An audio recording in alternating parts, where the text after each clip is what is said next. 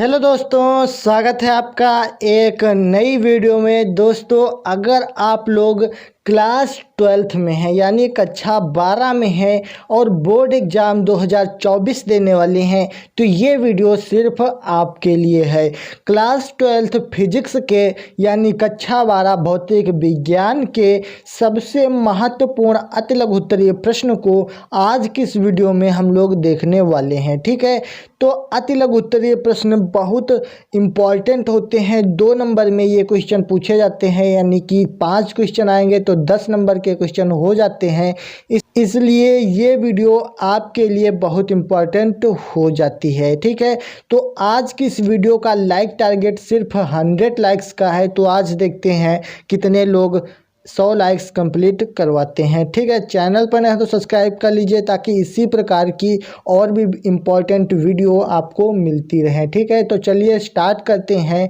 तो ये रहा आज का हमारा सबसे पहला क्वेश्चन, मोस्ट इम्पॉर्टेंट क्वेश्चन है, इसलिए कॉपी पेन उठाकर बैठ जाइए और इन सभी को लिख लीजिए। बहुत इम्पॉर्टेंट क्वेश्चन है। ठीक है, तो ये किस चैप्टर से है? चैप्टर नंबर 5 से है, किरचॉफ के नियम से। बहुत इम्पॉर्टेंट है। ठीक, तो चलिए देखते हैं।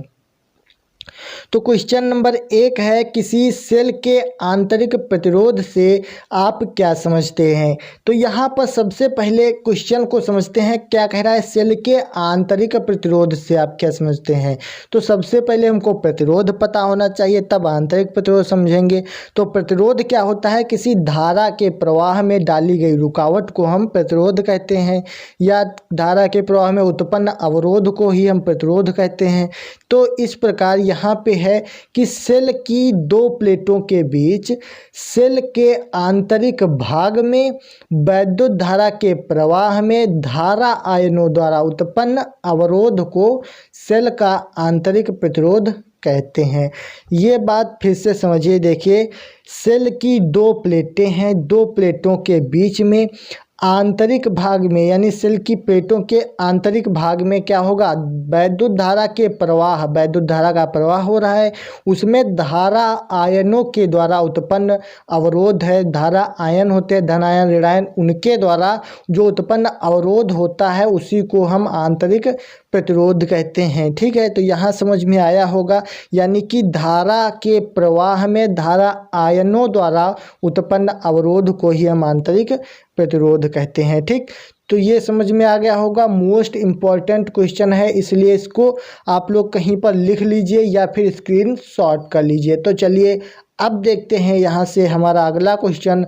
तो यहाँ से क्वेश्चन नंबर 2 हमारा मोस्ट इम्पॉर्टेंट निकल कर आता है।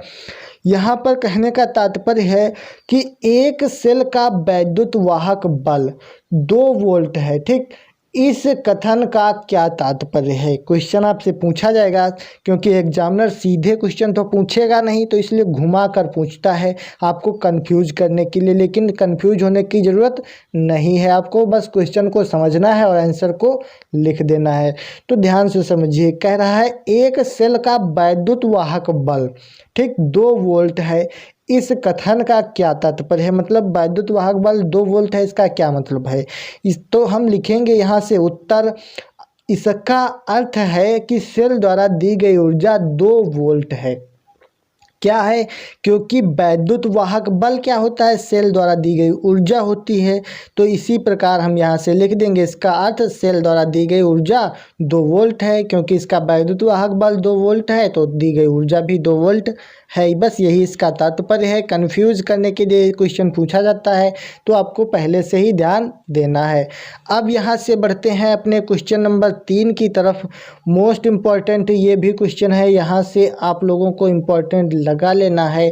तो ये क्वेश्चन है, किरचॉफ का धारा नियम लिखिए। ठीक है, तो यहाँ से हम आपको बता दें किरचॉफ ने 2 नियम दिए थे, एक धारा का नियम और एक बंद पास का नियम। ठीक है, तो यहाँ पे पहला नियम धारा का नियम है, तो इसी को हमको लिख देना है यहाँ पे।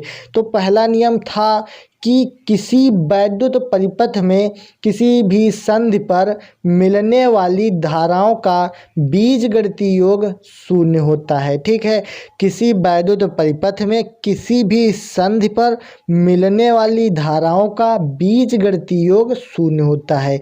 ठीक है। इस प्रकार से किरचॉफ का धारा नियम था। तो यहाँ से हम इसको गणितीय रूप में सिग्मा आई बराबर 0 लिखते हैं। ठीक है, तो सिग्मा का मतलब होता है योग और आई का मतलब होता है धारा। ठीक, तो धाराओं का बीजगणितीय योग क्या होता है? 0 होता है।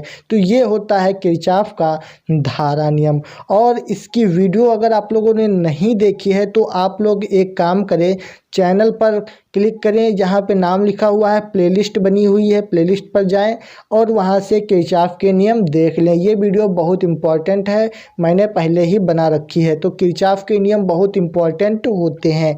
ठीक है, तो अब देखते हैं यहाँ से अपना अगला क्वेश्चन। तो यहाँ से हमारा question number 4 most important question है। ये भी इम्पॉर्टेंट है, इस पर भी इम्पॉर्टेंट लगा लीजिए, क्योंकि 4 ही मैंने क्वेश्चन बताए हैं। तो ये बहुत इंपॉर्टेंट क्वेश्चन आपके लिए छांट कर लेकर आए हैं, इसलिए वीडियो को लास्ट तक देखते रहिए। तो यहाँ पर 4 नंबर पे क्वेश्चन पूछा गया है कि विभव मापी की सुग्राह्यता से क्या तात्पर्य है। ठीक है, तो विभव मापी की सुग्राह्यता, अब आपको विभव मापी वाला पहले आपको क्या करना पड़ेगा, जो उसका लॉन्ग आंसर है वो आपको समझना पड़ेगा कि विभव मापी किस प्रकार से काम करता है, तब आपको ये समझ में आ जाएगा। फिलहाल हम यहाँ पे आपको शॉर्ट आंसर लिखवा रहे हैं, ये आप लोग लिख लीजिए। तो देखिए इसमें क्या लिखा जाएगा कि विभव मापी के प्रयोग में जॉकी को शून्य विक्षेप की स्थिति से थोड़ा सा विस्थापित करने पर धारा मापी में पर्याप्त विक्षेप उत्पन्न हो जाए तो क्या होता है? विभव मापी सुग्राही होता है। विभव मापी की सुग्राह्यता विभव प्रवणता के व्युत्क्रमानुपाती होती है। ये यहाँ पर इम्पोर्टेंट पॉइंट है। ठीक है, तो समझिए क्या कह रहा है, विभव मापी की सुग्राह्यता से क्या तात्पर्य है। तो यहाँ पर कहने का तात्पर्य है कि विभव मापी के प्रयोग में जब विभव मापी का प्रयोग किया जाएगा तो क्या होगा, जॉकी को शून्य विक्षेप की स्थिति से, जो जॉकी होगा उसको शून्य विक्षेप की स्थिति से थोड़ा सा विस्थापित कर दिया या आगे या पीछे विस्थापित करने पर क्या होगा, धारा मापी में पर्याप्त विक्षेप उत्पन्न हो जाए। जब धारा मापी में पर्याप्त विक्षेप उत्पन्न हो जाए तो क्या होगा, विभव मापी सुग्राही होता है। अगर नहीं विक्षेप पर्याप्त उत्पन्न होगा तो सुग्राही नहीं होगा। ठीक है, ये आपको ध्यान रखना है। तो यहाँ से विभव मापी की सुग्राह्यता विभव प्रवणता के व्युत्क्रमानुपाती होती है, इसको आपको ध्यान रखना है। क्वेश्चन पूछा जाता है, बहुविकल्पी भी बनता है कि विभव मापी की सुग्राह्यता विभव प्रवणता के व्युत्क्रमानुपाती हो या अनुक्रमानुपाती है। तो यहाँ पे आपको व्युत्क्रमानुपाती टिक करना है। ठीक है, तो ये थे आज के हमारे 4 सबसे महत्वपूर्ण शॉर्ट आंसर यानी अति लघु उत्तरीय प्रश्न। तो वीडियो आपको कैसी लगी कमेंट में बता सकते हैं। और अगर आपको वीडियो ज़रा सी भी हेल्पफुल लगी है और आप चाहते हैं कि 2024 बोर्ड एग्ज़ाम की तैयारी आप हमारे साथ जुड़कर करें तो आप चैनल को सब्सक्राइब कर लीजिए ताकि आने वाली वीडियोस की नोटिफिकेशन आपको मिल जाए।